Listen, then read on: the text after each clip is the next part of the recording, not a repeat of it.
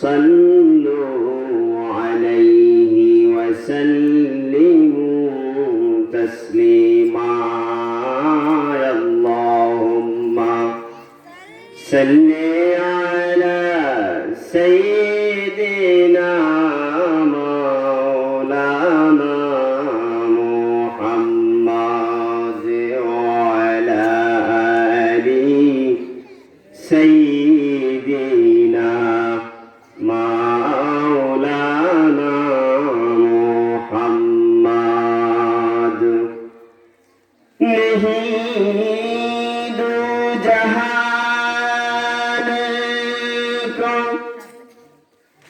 मिसाले मोहम्मद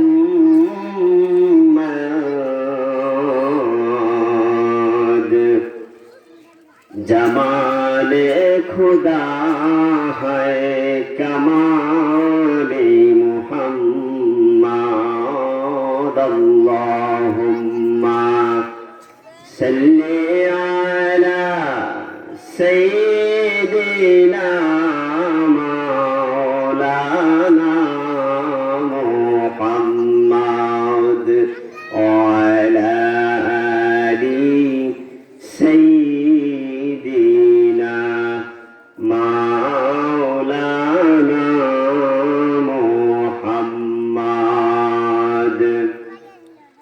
ऐ मुहम्मद हशर में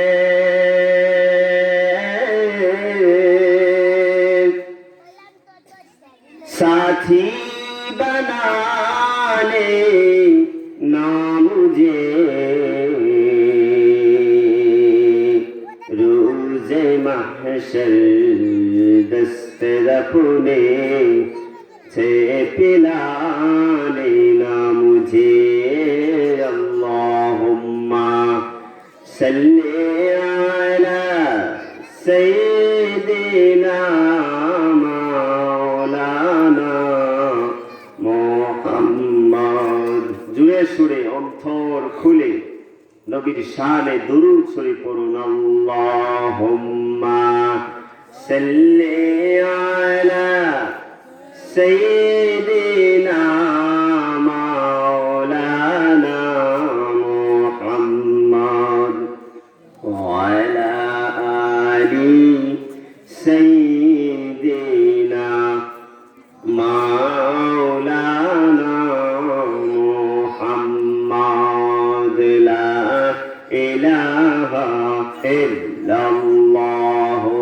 لا إله إلا الله لا إله إلا الله لا إله إلا الله حسبي ربي جل الله ما في قلبي غير الله نور محمد صلى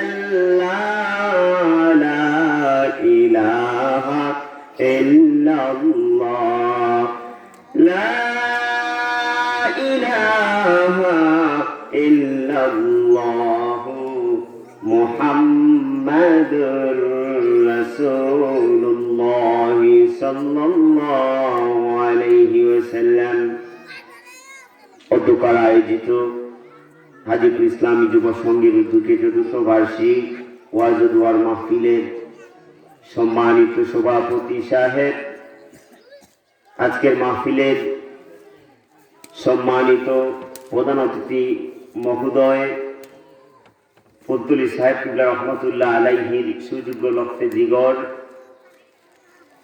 হযরতুল আল্লামা হাফিজ ফখরুদ্দিন চৌধুরী সাহেব মাদ্দাজিল্লুহুল আলী বারাকাল্লাহু ফি হায়াতিহি,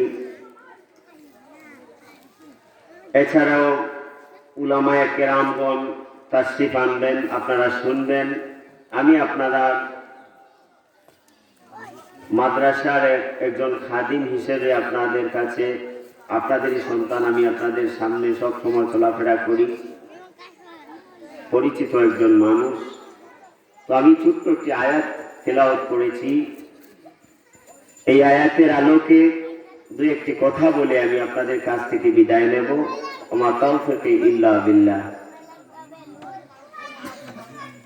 তো আমি বিনীতভাবে অনুরোধ করছি, আপনারা যাদের কোনো কাজ নেই, আপনারা অযথা রাস্তায় আছেন, বাড়িতে বসে আছেন, মেহেরবানি করে, বলা যায় না হয়তোবা আমার আজকের মাহফিল আমার জন্য শেষ মাহফিল হতে পারে জীবনে, ঠিকই না? হ্যাঁ, তো বলা যায় না। আমি বিনীতভাবে অনুরোধ করছি, তোমরা মাদ্রাসার ছাত্র যারা প্যান্ডেলের ভিতরে এসে বসো, এবং যারা ঘোরাফেরা করছেন, বাড়িতে আছেন, মাহফিলের ভিতর চলে আসুন। কারণ যত বড়ই বক্তা হন না কেন, আলোচক হন না কেন, সামনে যদি মানুষের সমাগম না থাকে, ওনার আলোচনা করতে অসুবিধা হবে। তো যাই হোক, আমরা এই ধরাদমে এসেছি, জগতের মধ্যে এসেছি, দীর্ঘস্থায়ী না ক্ষণস্থায়ী? ক্ষণস্থায়ী।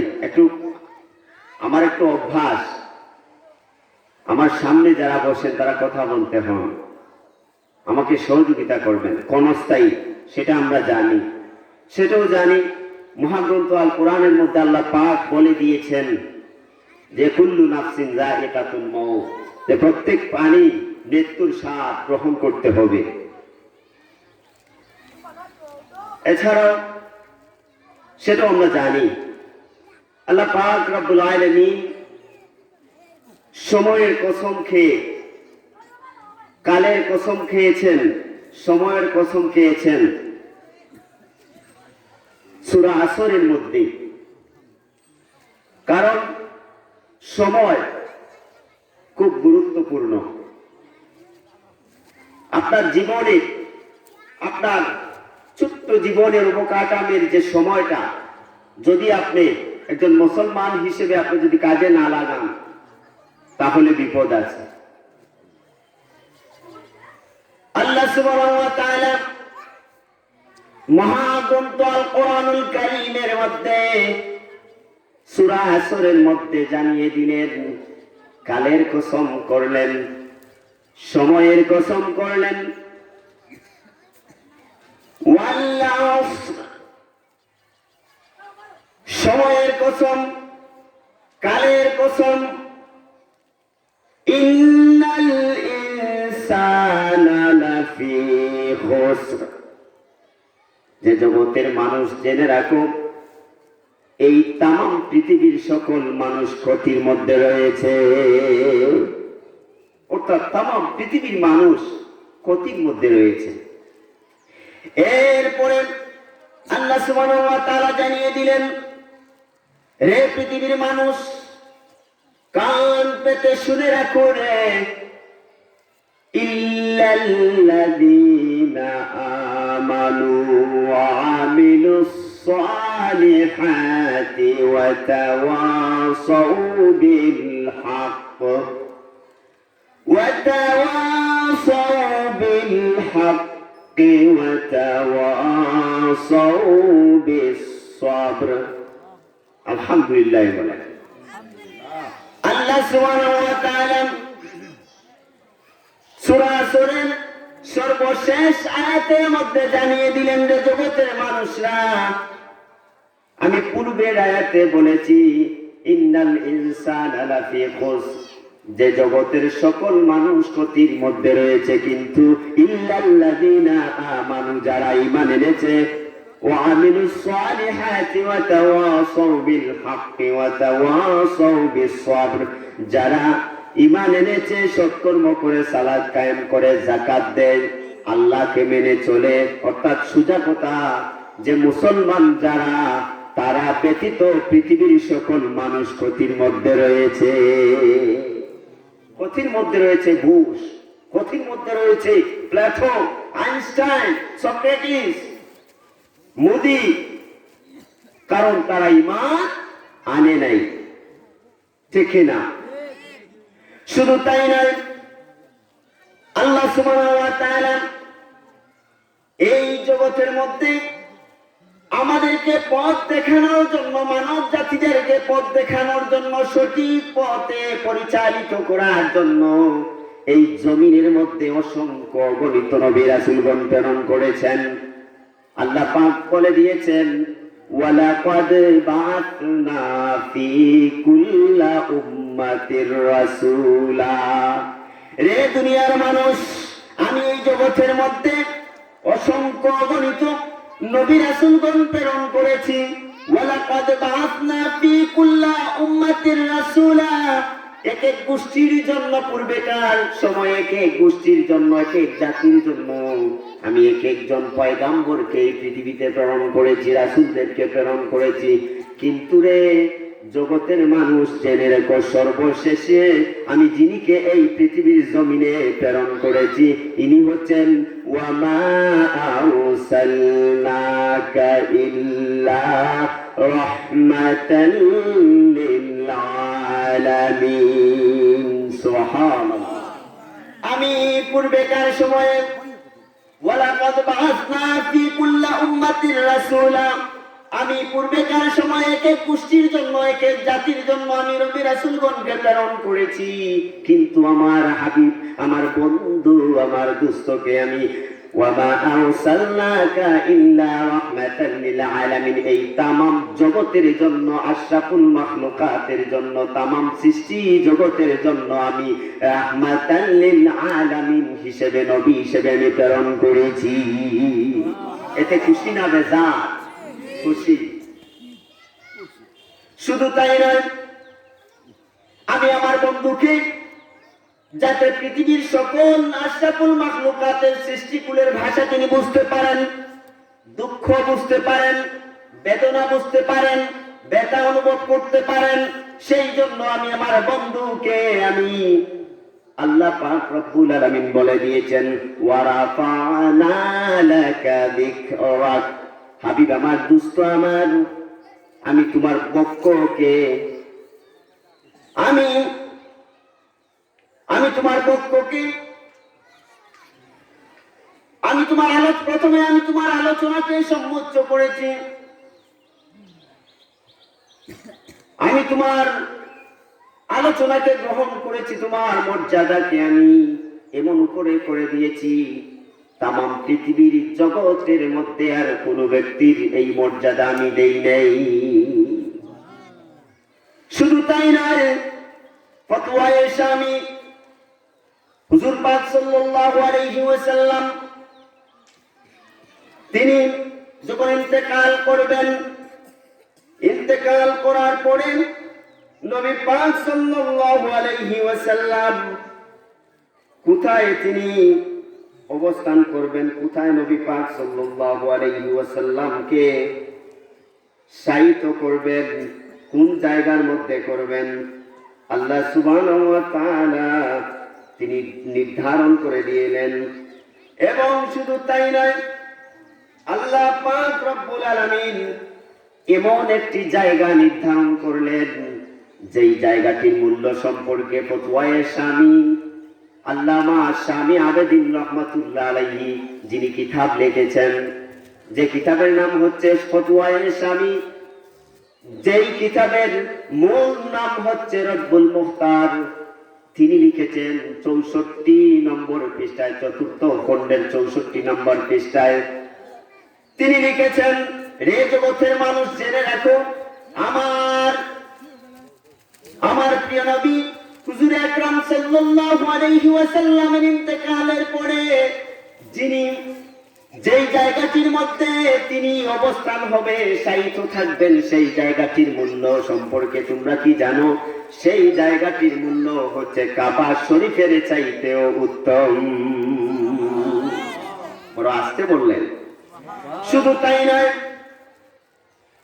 আল্লাহ সুবহানাহু ওয়া তাআলা আমার নবীকে সমস্ত সৃষ্টিকুলের শ্রেষ্ঠ মহামানব হিসাবে প্রেরণ করলেন, সমস্ত সৃষ্টিকুলের জন্য আদর্শ স্বরূপ প্রেরণ করলেন।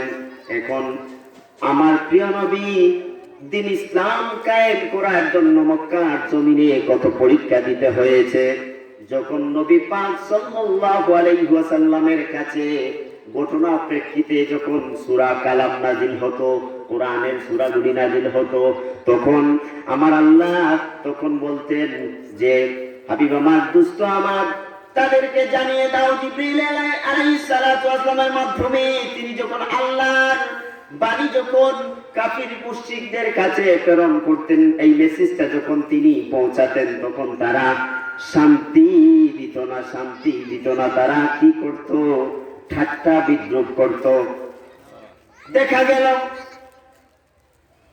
এমন এক পর্যায়ে চলে এসেছেন নবী পাক সাল্লাল্লাহু আলাইহি ওয়াসাল্লাম যখন মক্কার কাফির মুশরিকদের কাছে আল্লাহর বাণী পৌঁছাতে লাগলেন, তখন তারা তামাশা ঠাট্টা বিদ্রুপ করতে লাগলো যে মুহাম্মদ সাল্লাল্লাহু আলাইহি ওয়াসাল্লাম পাগল হয়ে গেছে, বাপ দাদার ধর্মকে বহিষ্কার করে বিলুপ্ত করে তার নিজস্ব ধর্ম সে প্রতিষ্ঠিত করতে চেয়েছে।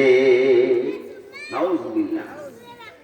শুধু তাই নয়, যখন চূড়ান্ত পর্যায়ে হয়ে গেল, কাফির মুশরিকরা ঠাট্টা তামাশা করতে লাগলো, তখন দেখা গেল নবী পাক সাল্লাল্লাহু আলাইহি ওয়াসাল্লাম আল্লাহর কাছে বলে দিলেন যে হে আমার প্রতিপালক, হে বিশ্ব আসমান ও জমিনের মালিক, আমি যখন আপনার কাছ থেকে পাওয়া পবিত্র কালামুল্লাহ শরীফের আয়াতগুলো তাদের কাছে পৌঁছাতে যাই, তারা ঠাট্টা তামাশা করে। জবাবে আল্লাহ পাক রব্বুল আলামিন বলে দিলেন, হাবিব আমার, দোস্ত আমার, চিন্তার কোনো কারণ নেই, চিন্তার কোনো কারণ নেই। যত বড়ই আমি ব্যতীত, আমি আল্লাহ ব্যতীত এই নিষ্ঠুর কাফির মুশরিকদের কাছে যত বড়ই পণ্ডিত বুজুর্গ, পণ্ডিত সাহিত্যিক কবিগণ, পণ্ডিতগণ থাকে না কেন, বরং তাদের কোনো সহযোগী থাকে না কেন, তাদেরকে আমন্ত্রণ জানাও, আহ্বান করো, তারা যেন ছোট্ট সূরা কাউসারের মতো একটি সূরা তারা বানিয়ে দেখায়। হাবিব আমার, দোস্ত আমার, আপনি কি করবেন? ছোট্ট সূরা, এই ছোট্ট সূরা কাউসারকে কাবা শরীফের দেয়ালের মধ্যে ঝুলিয়ে রাখবেন, আর তাদেরকে আহ্বান করবেন আর বলবেন, তোমরা ব্যতীত তোমাদের সাথে কোন সহযোগিতা যদি থাকে, একমাত্র আসমান ও জমিনের মালিক আল্লাহ ব্যতীত কেউ যদি থাকে, তাহলে সাহস থাকলে তোমরা কি করো? ছোট্ট সূরা কাউসারের মতো একটি সূরা বানিয়ে দেখাও। সাথে সাথে আল্লাহ পাক রব্বুল আলামিন আয়াত নাযিল করে হাবিব, আল্লাহর প্রিয় হাবিব জনাব মুহাম্মদুর রাসূলুল্লাহ সাল্লাল্লাহু আলাইহি